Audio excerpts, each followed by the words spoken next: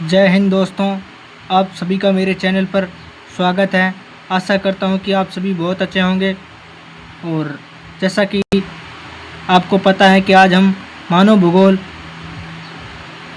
पुस्तक के प्रथम अध्याय का अध्ययन करने वाले हैं।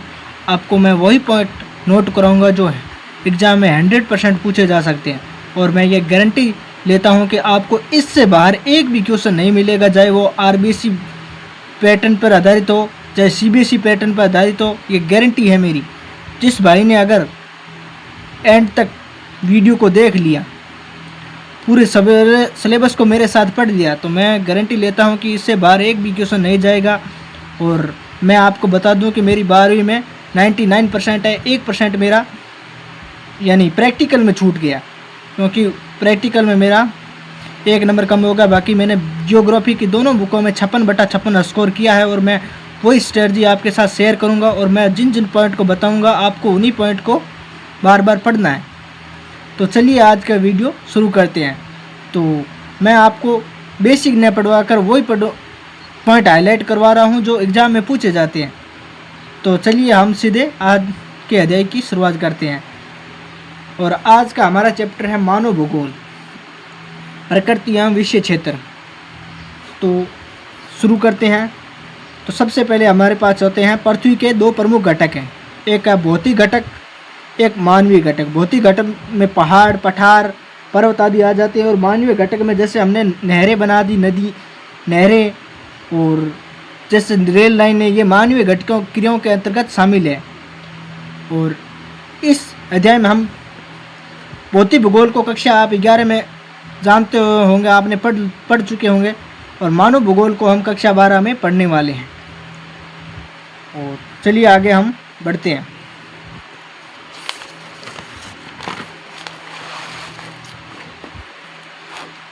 साथियों, मैं एक बार फिर बताना चाहता हूं कि मैंने उन्हीं पॉइंट को हाईलाइट किया है जो एग्जाम में पूछे जाते हैं।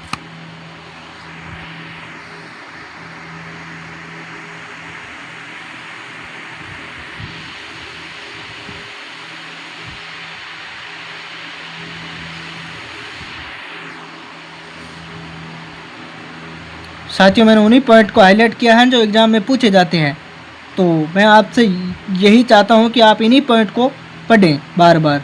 इनसे बाहर आपका एक भी क्वेश्चन नहीं जाएगा, ये मेरी 100% की गारंटी है।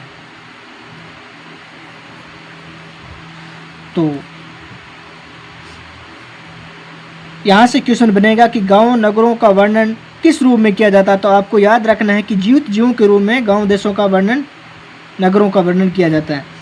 जर्मन भूगोलवेता राज्य देश का वर्णन किस रूप में करते हैं, तो आपको ध्यान रखना होगा कि वह जीवित जीव के रूप में करते हैं। इसी प्रकार सड़कों, रेल मार्गों, जलमार्गों के जाल को प्राय परिचित धमनियों के रूप में वर्णन किया जाता है। तो ये मोस्ट ऑफ इम्पोर्टेंट पॉइंट्स हैं, आपको ध्यान रखना होगा। कई बार 1 नंबर के क्वेश्चन के रूप में हमें यह पूछा जाता है। चलिए, ये चार्ट हमारे लिए बहुत ही इम्पोर्टेंट है, आप इसे वेरी वेरी इम्पोर्टेंट कह सकते हैं। मैं आईएमपी लगा रहा हूँ, आपको ध्यान रखना है। और ये रेट जेल सबसे ज़्यादा पूछे जाने वाला, आपको जाए कोई भी एग्ज़ाम हो, आपको 12वीं का चाहे आरबीसी बोर्ड पूछे, चाहे सीबीएसई, चाहे अन्य अदर कोई बोर्ड पूछे, तो ये क्वेश्चन आपको 1 नंबर या 2 नंबर में मिलेगा। ये 100% सफिशिएंट है, आपको ये पूछेगा ही। तो मानव भूगोल मानव समाज और धरातल के बीच संबंधों का संश्लेष, यह परिभाषा किसने दी, ये पूछा जाएगा। तो आपको ध्यान में रखना है रेट जेल, यह परिभाषा रेट जेल ने दी। तो इसने किस पर जोर दिया, तो आपको ध्यान रखना है संश्लेषण पर जोर दिया। साथियों, ये वेरी वेरी इंपॉर्टेंट पॉइंट्स है, आपको इन्हें याद रखना है। दूसरा है मानव भूगोल अस्थिर पृथ्वी और क्रियाशील मानव के बीच परिवर्तित संबंधों का अध्ययन है। यह परिभाषा किसने दी, तो आपको यह याद रखना है कि एलन सी सैंपल, यही भूगोलवेता हैं जिन्होंने यह परिभाषा दी। तो इसने किस पर जोर दिया, तो आपको याद रखना है संबंधों की गत्यात्मकता पर मुख्य जोर दिया।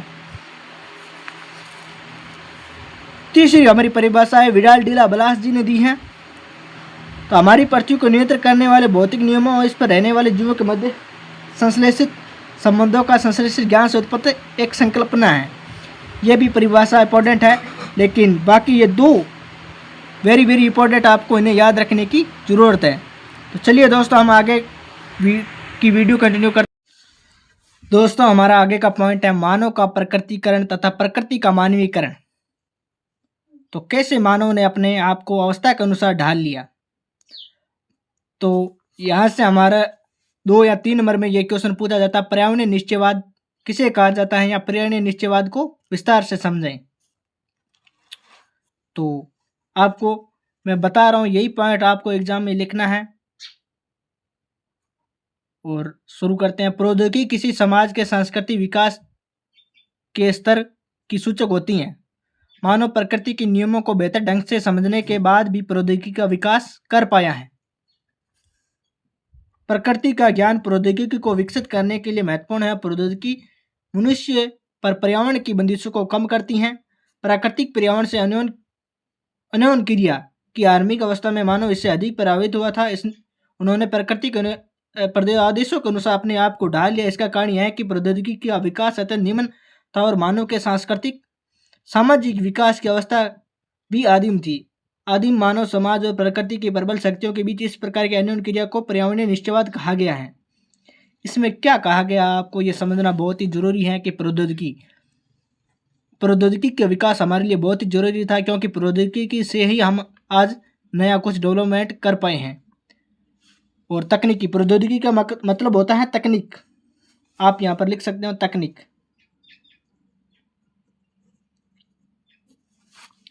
इसका मतलब होता है तकनीक।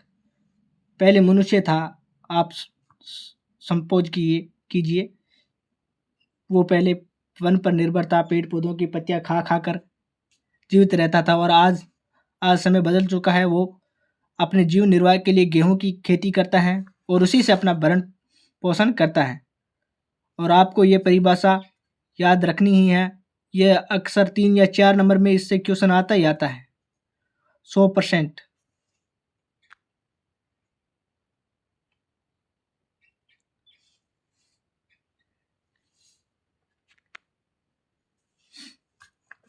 और हमारा अगला पॉइंट है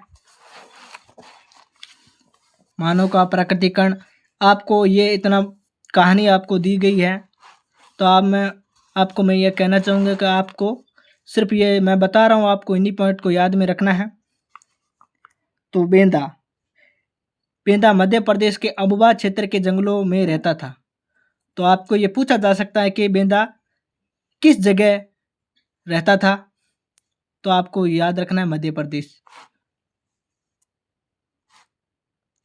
तो आपको ये भी पूछा जा सकता है कि बेंदा कौन सी कृषि करता था। आपको याद रखना है कृषि का आदिम रूप स्थानांतरित कृषि करता है। आपको ये पॉइंट याद रखना है।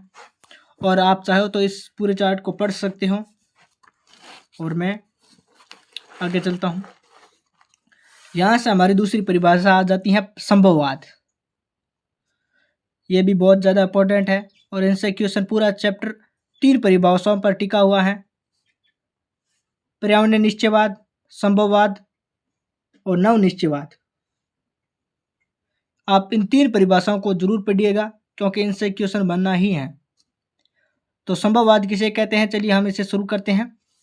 समय के साथ लोग अपने पर्यावरण और प्राकृतिक बलों को समझने में लगते हैं। अपने सामाजिक और सांस्कृतिक विकास के साथ मानव बेहतर और अधिक सक्षम प्रौद्योगिकी का विकास करते हैं। वे अभाव की अवस्था से समता की ओर अग्रसर होते हैं। पर्यावरण से प्राप्त संसाधनों के द्वारा संभावनाओं को जन्म देते हैं। मानवीय क्रियाओं की साबियां भूदर्शी की रचना करती है। मानवीय क्रियाओं की साबियां स्वतंत्र होती हैं। पहले के विद्वानों ने इसे संभववाद का नाम दिया। आशा करता हूँ कि आपने ये पढ़ चुके होंगे और मैं आपको समझाने का प्रयास करता हूँ कि समय के साथ लोग अपने आप को बदलने का प्रयास करते हैं। वे बेहतर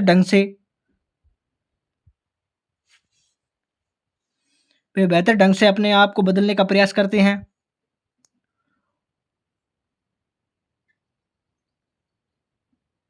वे अभाव यानी जिस चीज की कमी थी, उस कमी को दूर करते हुए स्वतंत्रता की ओर यानी उस स्वतंत्रता की ओर अग्रसर होते हैं। पर्यावरण से प्राप्त संसाधनों द्वारा वे संभावना यानी पर्यावरण से जो भी प्रकृति से हमें संसाधन मिलते हैं उनके द्वारा वे संभावनाओं को जन्म देते हैं। जैसे कि पेट्रोल डीजल निकाला जाता है और उससे यातायात चलाए जाते हैं, क्योंकि यही एक संभावना तो हुई पर्यावरण से प्राप्त संसाधनों को वे संभावना को जन्म ही देते हैं। मानवीय क्रियाओं की यह संस्कृति रचना करती हैं, सांस्कृतिक भूदृश्य की रचना करती हैं। मानवीय क्रियाओं की ये साफ सवतर तो दिखाई देती हैं, ये बात सही है। और आगे हमारा पॉइंट है प्रकृति का मानवीयकरण। टोंड्रम के शहर में सर्दियों का अर्थ है प्रचंड पवने। आपको इतना ही ध्यान रखना है और आप चाहे तो ये सब पढ़ सकते हैं। तो आशा करता हूँ कि ये वीडियो बहुत पसंद आई होगी और इसका नेक्स्ट पार्ट आगे आने वाला है। तो आपको मैंने जितना ये पढ़ा है आप इन सभी का रिवीजन जरूर कीजिएगा और मैं 100% गारंटी है, इससे बाहर कुछ नहीं। तो आपका होमवर्क कार्य है, आप इन 2 परिभाषाओं को जरूर याद कीजिएगा क्योंकि इनसे क्वेश्चन बनना ही बनना है। Thanks all of team.